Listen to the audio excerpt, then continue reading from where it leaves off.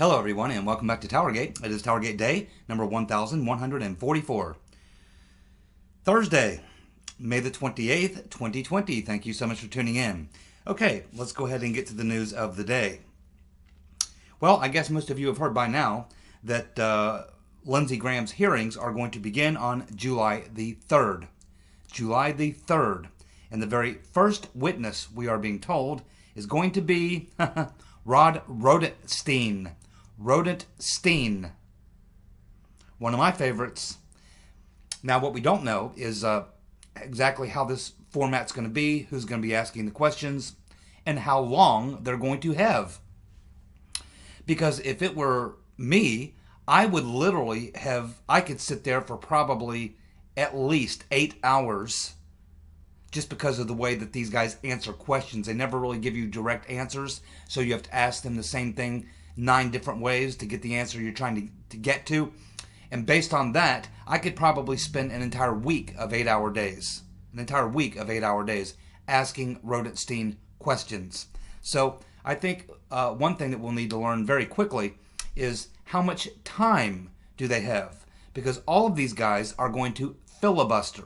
If you give Rodentstein only 1 day of hearings, he can filibuster easily for an 8-hour day of questioning, if it's even that much. So it would be my prerogative, if I were in charge, to say, well, there is no set time limit. It is when we get all of our questions answered, which would motivate them to not filibuster and answer questions, knowing good and well that you'll call them back tomorrow if in fact they try to filibuster. So I'm not sure how Lindsey Graham has set up these hearings, but we're going to find out one thing very, very quickly. After the first witness, we're going to know, is Lindsey Graham serious about exposing the coup, or is he just going to run a show to help him in his re-election? Is he going to put on a show trial? Is he going to make sure never to ask the questions that would really drill down on the crimes? And Lindsey Graham is a pretty smooth character. He is a lawyer, military judge. He knows exactly what type of questions to ask and not ask if you want to cover for somebody, to make it look like you're doing a very good inquisition when in fact you're really not. So let's all be very, very careful to make sure that Lindsey Graham does not pull a fast one on us. And let's also make sure that we pay attention to something else. Every one of these people who are going to be interviewed are going to constantly talk about procedure and process, and this is what we do, and here's the guidelines. This is all, you're going to get a lot of this in all of these hearings from all of these people. But never forget to keep in the front of your mind all the time the most important question throughout all these hearings, whenever they're answering any question. This is what will be constantly what I'll be focused on. Why did you do it?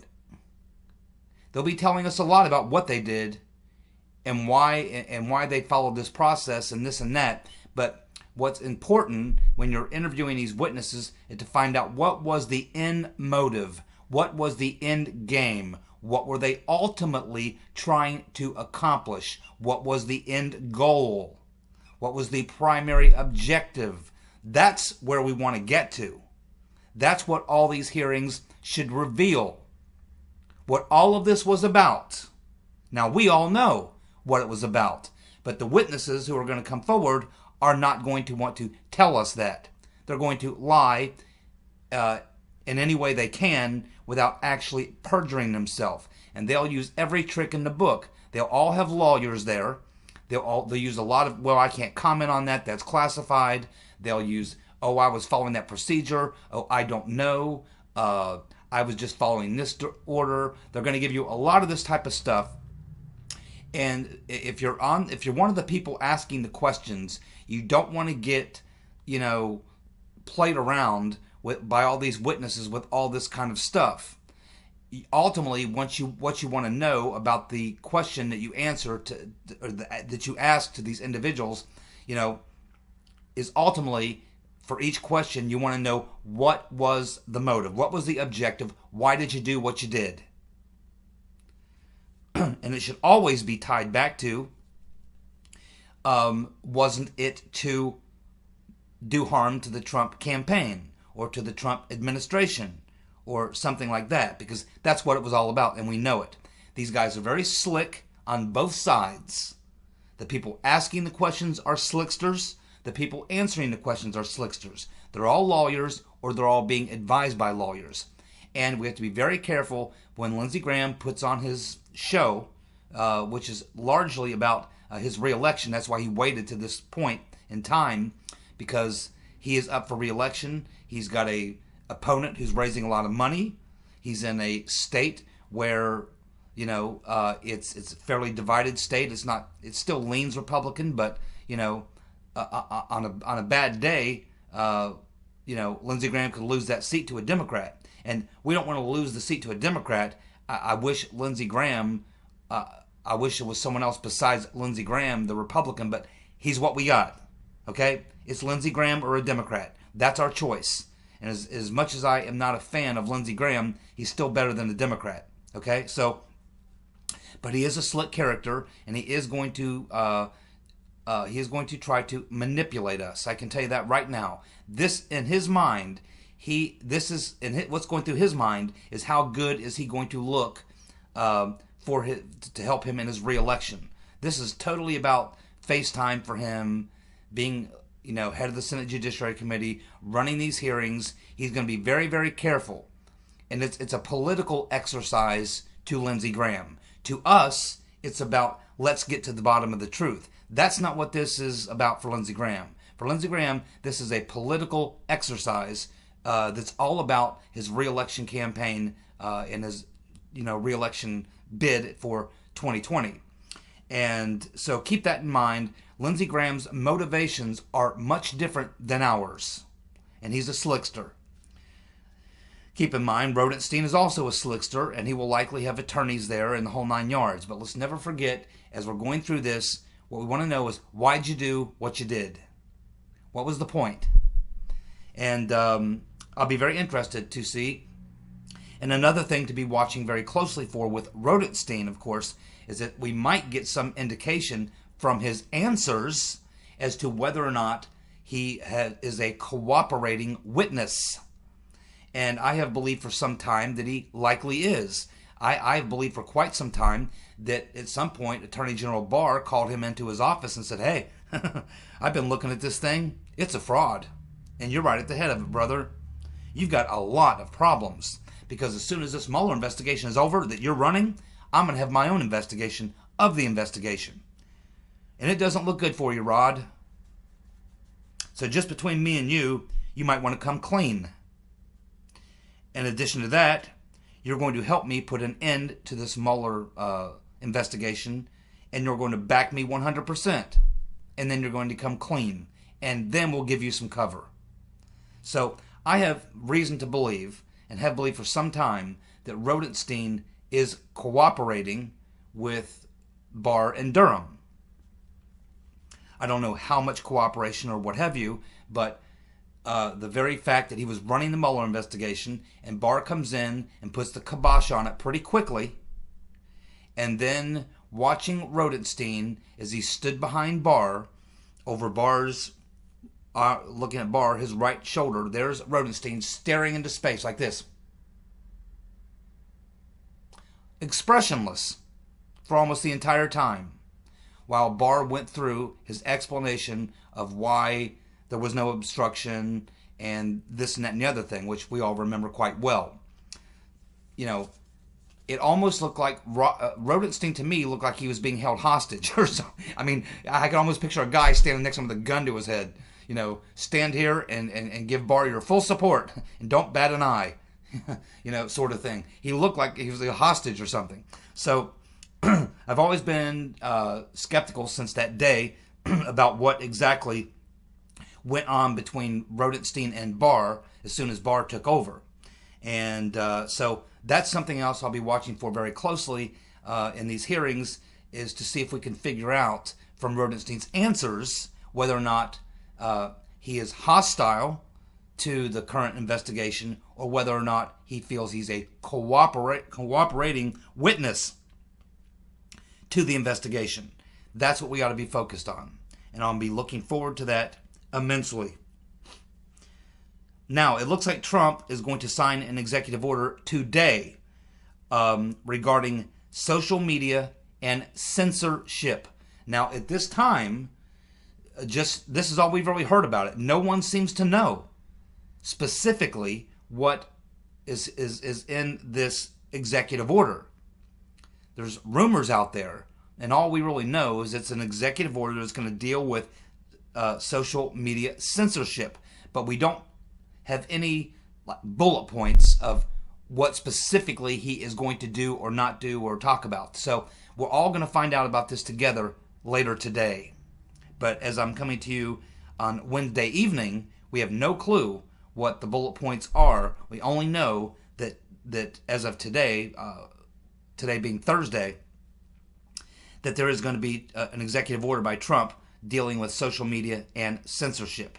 And this is extremely important, and I'm glad Trump is on this because, you know, you can already see, and we saw it in 2016, we've continued to see it, we saw it all through 2018, it continues to get worse and worse, the censorship, and it could be a major factor in the 2020 election, and it's gotten to this point so bad to where they've really forced Trump's hand. And of course, most of you know how I feel about these social media giants at this point, and I feel like at this point they're should be treated almost as public utilities, or there needs to be a Bill of Rights for internet social media that will not allow these media tech giants to censor, to pick and choose whose content can be shown and whose content is restricted. This is not how it should work in a free society. And I think it's long overdue, and I've been waiting for the FCC or some government agency that would regulate this sort of stuff to jump in and do something, but nothing has ever been done. So this is what I called for months ago. So I think Trump really has no choice, and I think he's making a very good decision. And I really don't care how much flack he takes for it, because he'll certainly take a lot of flack from the media on the left, and I don't care. And I don't think he does either. He's going to make sure that the social media giants do not manipulate the public's minds any more than they already have to push their fake agendas and to censor people like me. Well, there's a new book coming out on Epstein, Jeffrey Epstein, and just from what's being reported now, apparently this book is not going to be very good for Slick Willie. Not going to be good for Slick Willie, the crooked-peckered husband, philandering husband of the rotten Reverend Clinton. It's going to claim in this book that he had a long affair with this Ghislaine Maxwell, which was Epstein's pimp, essentially, or the one who went out and, I guess, cultivated all these young girls for Epstein and his friends. And apparently what the book is going to say is that that Clinton never really had much interest in the pedophilia, the young girls, or anything like that. He was more interested in older women, and not older women, but at least legal age women, not children. That he's not like a child pervert or anything like that. And that his interest in Epstein were never really to be Epstein's buddy so much as it was to be close to Ghislaine Maxwell. They're also going to make the argument in the book that that Clinton visited Maxwell at her $4.5 million pad, I think it was in New York, quite a bit over a period of years, and that they had a long time affair. And it would be hard for me to believe that she's involved in the procuring of all these underage girls and that Clinton does not know about it. I think that there's probably more to be learned here. But anyway, it looks like this is... it's the timing of this. Of course, you always got to question the timing. Anytime you have an election year and a book like this comes out, and even though Clinton's not running for anything, his wife could be. And I don't know if this is just something to try to short-circuit the rotten Reverend Clinton from being able to, steal the nomination at the convention, or if this is some way to head her off at the pass. Whether it is coming from forces on the left or on the right, I don't know. But I'm always skeptical about election year tell-all books. But we will find out more, I'm sure, once the book is released. Well, so since this electronic communication which launched Operation Crossfire Hurricane has come out, it's pretty clear to me and just about everyone else who read through that and looked at that, just as what Nunes has told us about it a long time ago when he saw it, even in redacted form, that it simply is amazing that they opened up the Operation Crossfire Hurricane based on what is in the EC. As Barr and Durham said, it doesn't actually show a predication. And what's even crazier about it is the fact that it was all Peter's been stroking us. It was drafted and written by Peter's been stroking us. On the approved by block, approved by is Peter's been stroking us.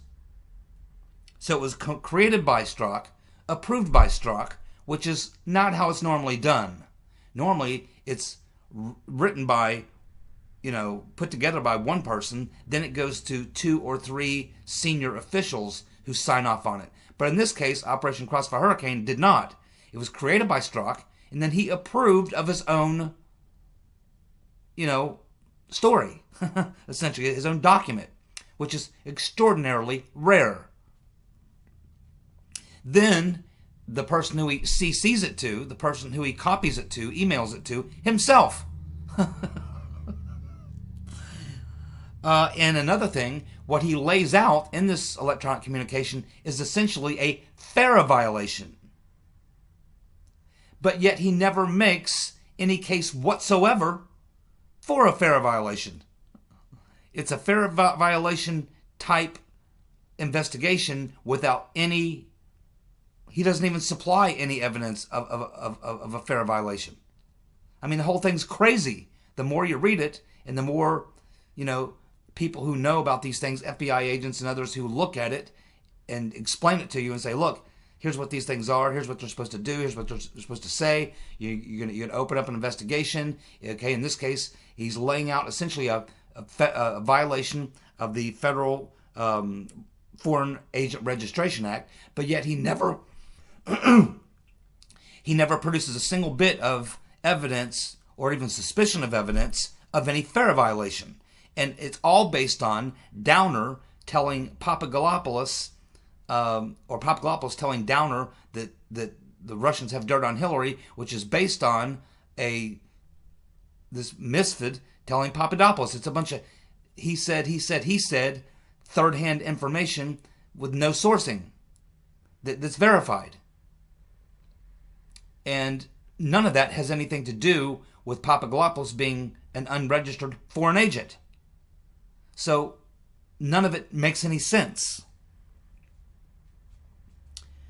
No evidence of any FARA violations. And that's why Durham and Barr looked at it and concluded that there was no legitimate predication. And it's not just for Operation Crossfire Hurricane. And in fact, Papadopoulos is never even mentioned in the EC that opens Operation Crossfire Hurricane. But there was also no predication for the investigation into Page or Michael Flynn. But they did it anyway. And of course, let's not forget, Andy McCabe launched the investigation into Trump because he fired Comey. That's not a predication either. The president can fire the FBI director. None of this stuff was predicated.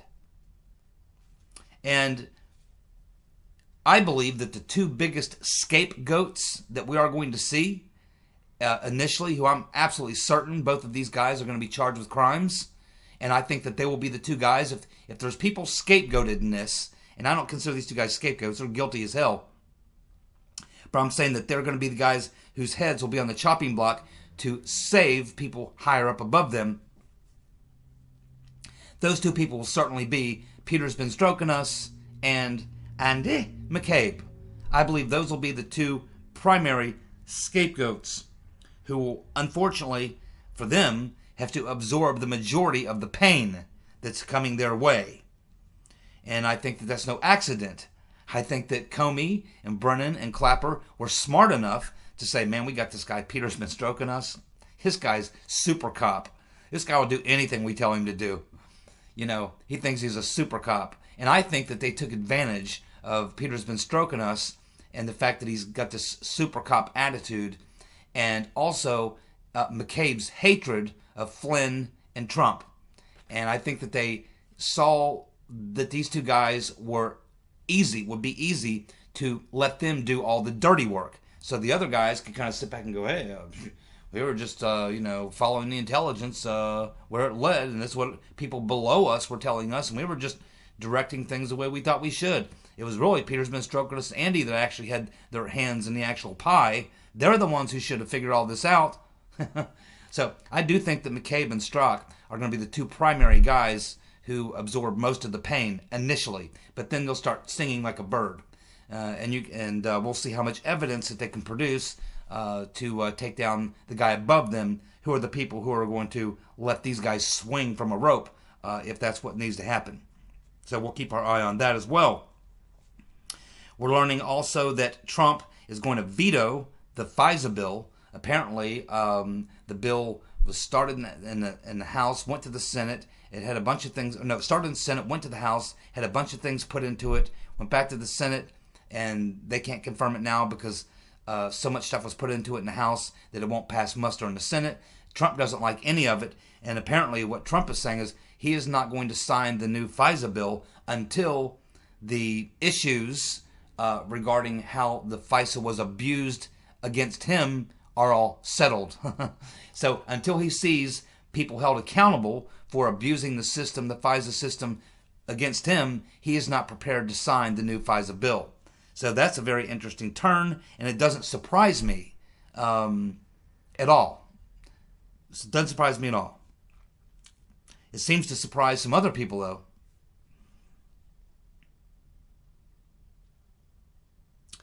And another thing about, I was talking yesterday, I said that this leak of the Flynn Kislyak phone call, as I said, we're not talking about one person. I would be 99% sure that it wasn't just one person who decided, hey, I think I'll leak this Flynn Kislyak phone call, with no one else knowing about it.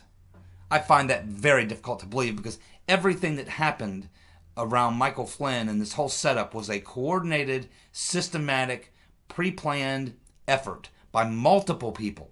And this releasing of the phone call was a key part of it. And so I find it very difficult to believe that they're going to find out that it was just one. Now, obviously, it may have been just one person who emailed this to or handed it off in some way to Ignatius, email, text, physically handed it to him, gave it an envelope, whatever. Yes, maybe one person did that, but not without other people knowing, and without it being part of a coordinated plot. The Flynn Kislyak leak of the phone call was part of an overall coordinated plot.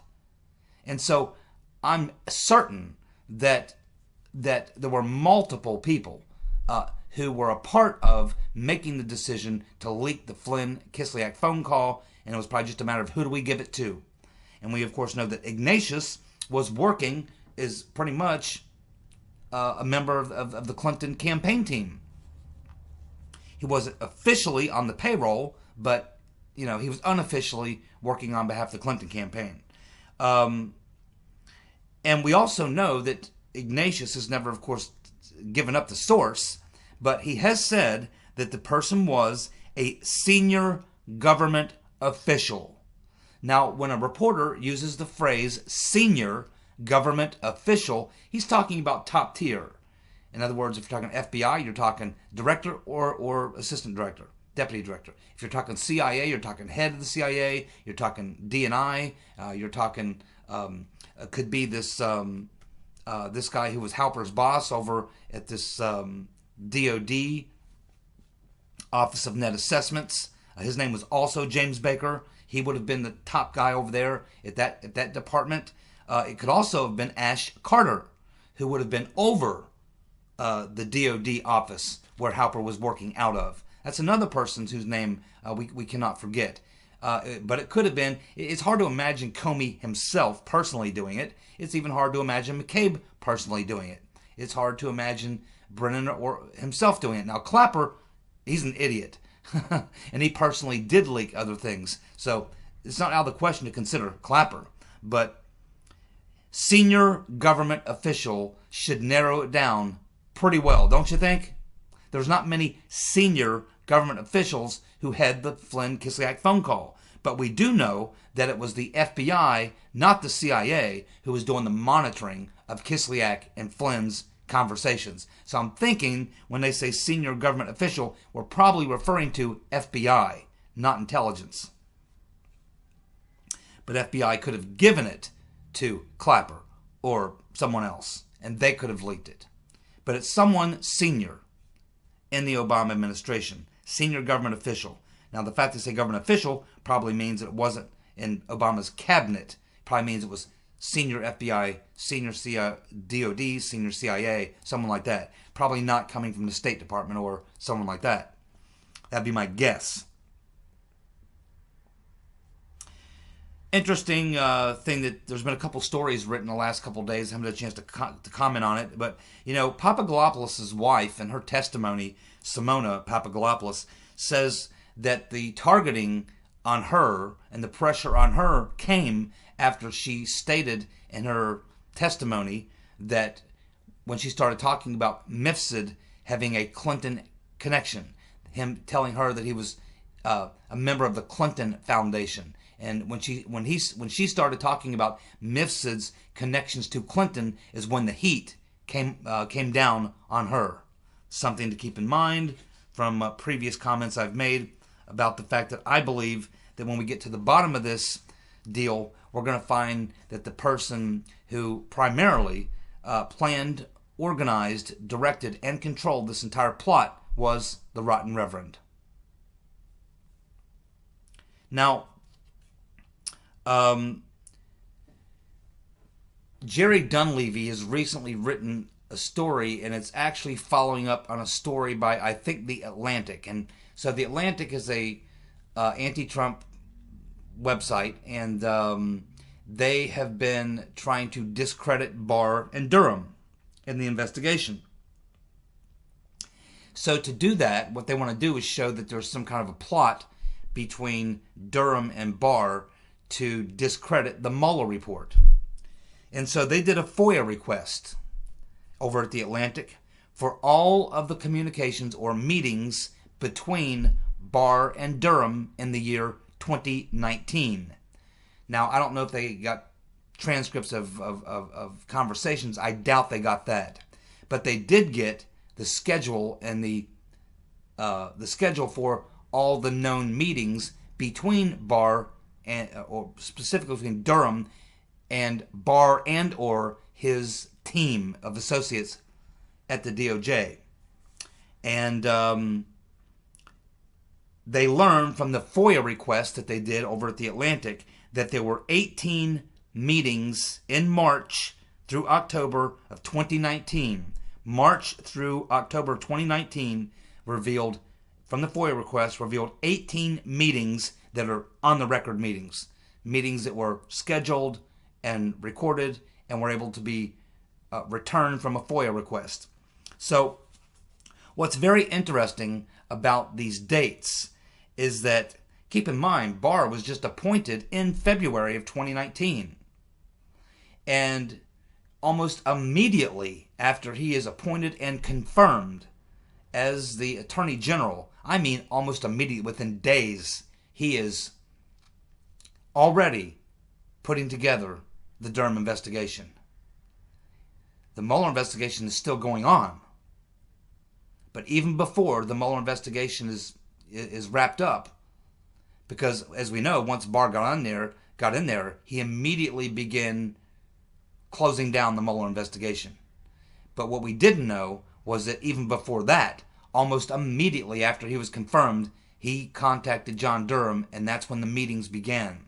So I'm going to go through for you some of the details of who was at these meetings and when they occurred.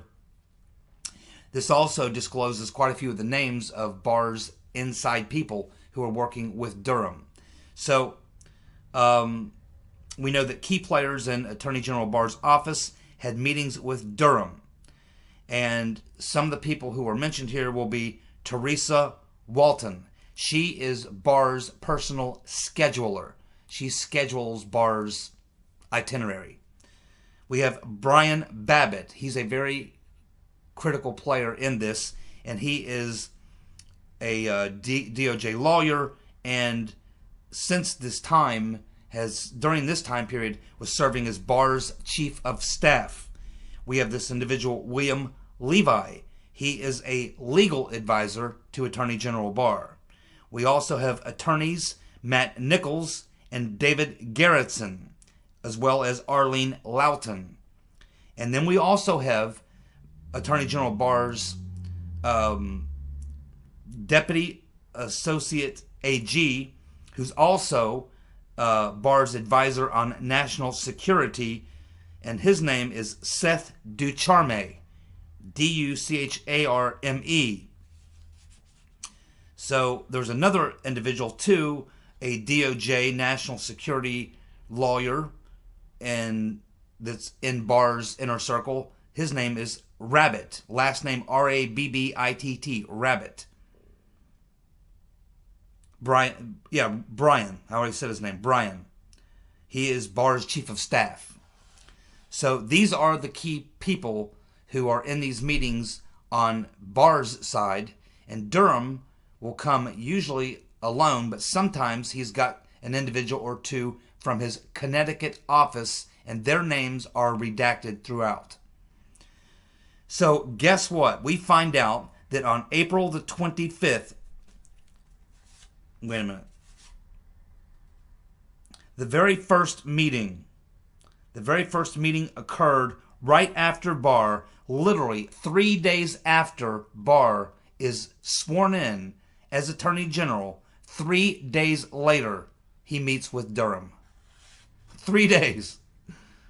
And he was meeting with Durham. Then the second meeting occurred on April 25th of 2019. That meeting included Durham, Watson, Rabbit, Ducharme, and John Moran. Then we have a meeting on April 30th, a week later of 2019. All these occurred in 2019. April 30th, Durham, Babbitt, Ducharme, and a member of Durham's team in Connecticut, whose name is redacted. Then on May 14th, Durham, Babbitt, and Rabbit, and Barr. I keep calling him Babbitt. I think it's Rabbit. May 22nd, 2019, Barr, Rabbit, Ducharme, and Durham. June 4th, Durham, Ducharme, and an unnamed federal prosecutor were in that June 4th meeting. And another guy named Barry. Then on June 26th, we get Durham, Rabbit, Ducharme, and Timothy Shea. And of course now, Timothy Shea, Barr has made him the top U.S. attorney over all of the 300 or so attorneys in the District of Criminals. He was in that June 26th meeting. Then on July 11th, we get Durham, Rabbit, and Ducharme. July 16th, another week later, Durham, Rabbit, Ducharme. Then we get Durham meeting with DOJ officials 3 times in the month of August. And they also had one conference call in addition to the 3 meetings in August.